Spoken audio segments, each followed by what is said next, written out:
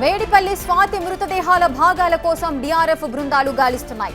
ప్రతాపసింగారంలోని మూసి bridge వద్ద boat ద్వారా మృతదేహాల కోసం 2 గంటలుగా వెతుకుతున్నారు.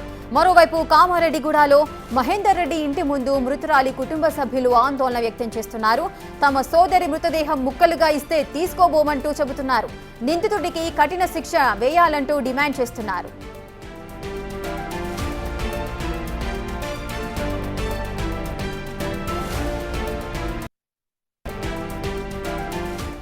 ఇసిక మేడిపల్లి స్వాతి మృతదేహాల భాగాల కోసం డిఆర్ఎఫ్ బృందాలైతే గాలిస్తున్నాయి. అటు మహేందర్ రెడ్డి ఇంటి వద్ద స్వాతి కుటుంబ సభ్యులు కూడా ఆందోళన వ్యక్తం చేస్తున్నారు. మహేందర్ రెడ్డికి కఠినమైన శిక్ష విధించాలంటూ కూడా వారు డిమాండ్ చేస్తున్నారు. పూర్తి డీటెయిల్స్ మా ప్రతినిధి సాగర్ లైవ్ లో అందిస్తారు. సాగర్,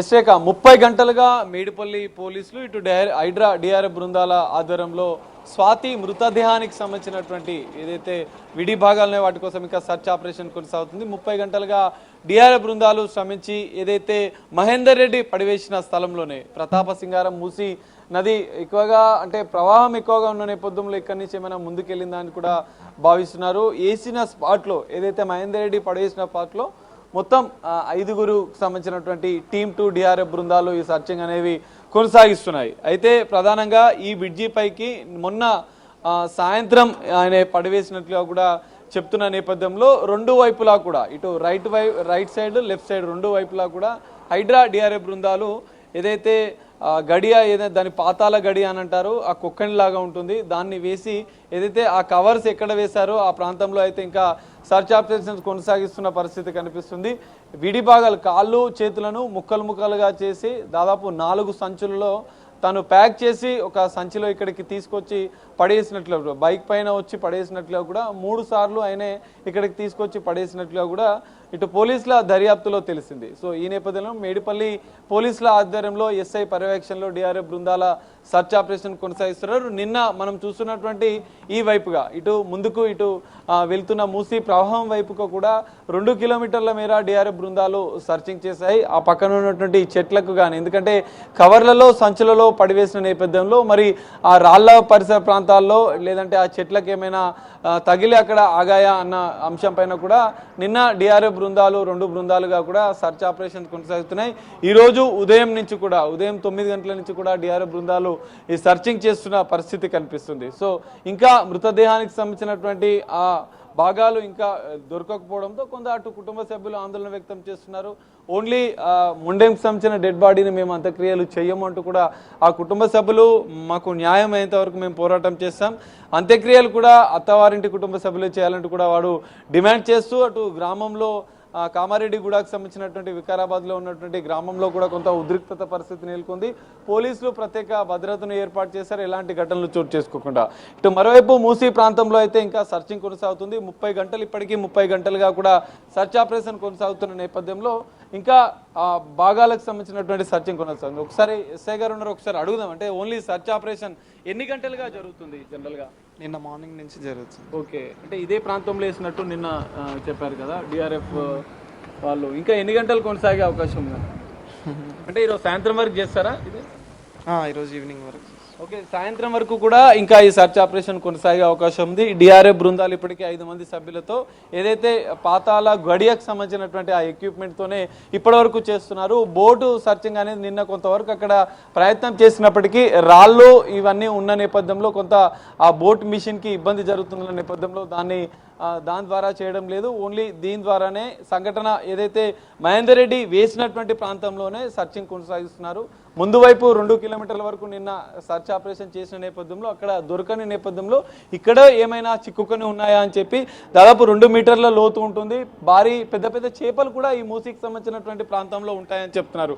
మరి మృతదేహానికి సంబంధించినటువంటి విడి భాగాలు ఉన్నాయా, అవి ఇంకా ముందుకు వెళ్ళిపోయా లేవా అనేది కూడా ఇంకా ఆచూకీ తెలియని పరిస్థితి. ఈరోజు సాయంత్రం వరకు కూడా డిఆర్ఎఫ్ బృందాలు అయితే ఇంకా ఆ సర్చ్ ఆపరేషన్ అయితే కొనసాగిస్తున్న పరిస్థితి. మరోవైపు గ్రామంలో కుటుంబ సభ్యులు ఆందోళన చేస్తున్నారు. మృతదేహం ఇంకా గాంధీ మార్చులలో ఉంది. మరి ఇంకా సర్చ్ ఆపరేషన్ సాయంత్రం వరకు కొనసాగుతున్న నేపథ్యంలో మరి డెడ్ బాడీ విషయంలో ఎలాంటి నిర్ణయం తీసుకుంటారు అనేది కూడా కొంత సస్పెన్స్ గా మారిన పరిస్థితి కనిపిస్తుంది. సాగర్, నిన్నటి నుంచి కూడా మూసీ వద్ద డిఆర్ఎఫ్ బృందాలు అయితే గాలింపునైతే కొనసాగిస్తూనే ఉన్నాయి. మరి నిన్న ఏదైనా ఆనవాళ్లు కనిపించాయా? అంటే డెడ్ బాడీకి సంబంధించిన అవశేషాలు ఏమైనా కనిపించాయా?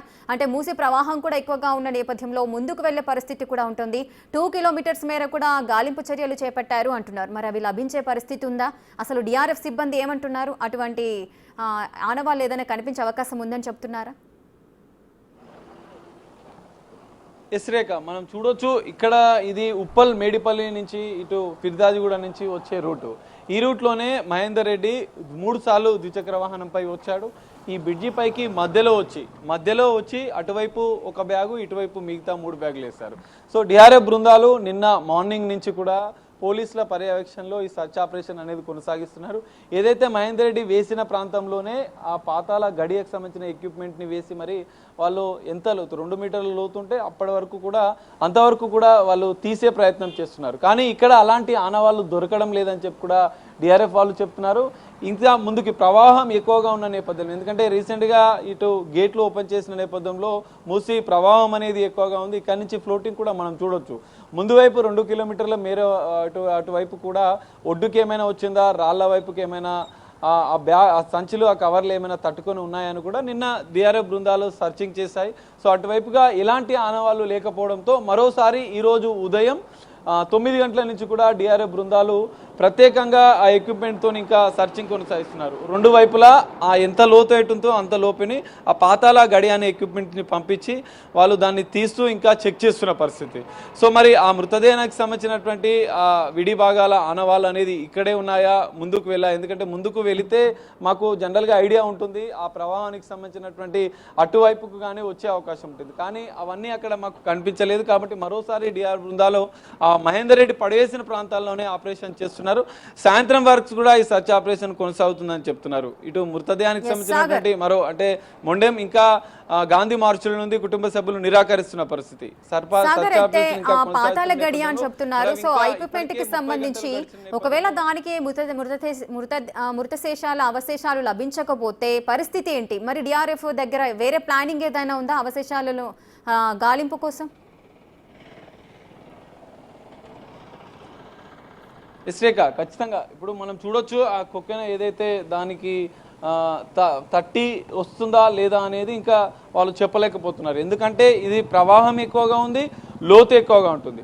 అట్లా తట్టుకొని ఏదైతే మహేందర్ రెడ్డి చేసినటువంటి బ్యాగ్ అనేది ఇదే ప్రాంతంలో ఉంటే ఆ విధంగా మిగతా ఏవైతే చిక్కుకొని వస్తున్నాయో ఆ విధంగా రావాల్సి ఉంటుంది ఇదే ప్రాంతంలో ఉంటే కనుక.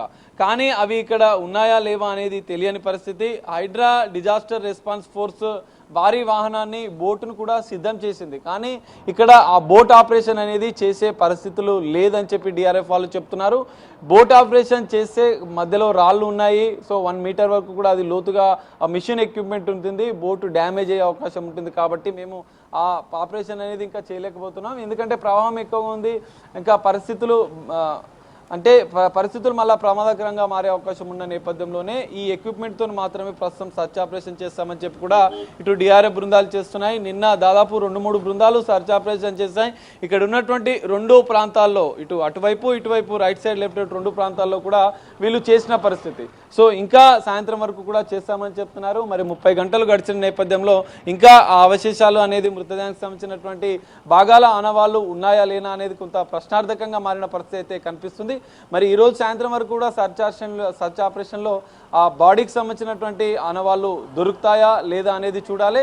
మరి కుటుంబ సభ్యులు ఇప్పటికే బాడీని తీసుకోవడానికి నిరాకరిస్తున్న నేపథ్యంలో మరి పోలీసులు ఎలాంటి చర్యలు తీసుకుంటారు అనేది మాత్రం మనం చూడాల్సిన పరిస్థితి కనిపిస్తుంది. Right, thank you Sagar, thanks for the live details. ఇక మేడిపల్లి స్వాతి మృతదేహాల భాగాల కోసం అయితే డిఆర్ఎఫ్ బృందాలు అయితే గాలిస్తున్నాయి. అటు ప్రతాపసింగారంలోని మూసి బ్రిడ్జి వద్ద బోటు ద్వారా మృతదేహాల కోసం 2 గంటలుగా అయితే వెతుకుతున్నారు. అయితే ఈ గాలింపు అనేది నిన్న మార్నింగ్ నుంచి జరుగుతుంది. ఈ రోజు ఈవినింగ్ వరకు కూడా జరిగే అవకాశాలు అయితే కనిపిస్తున్నాయి.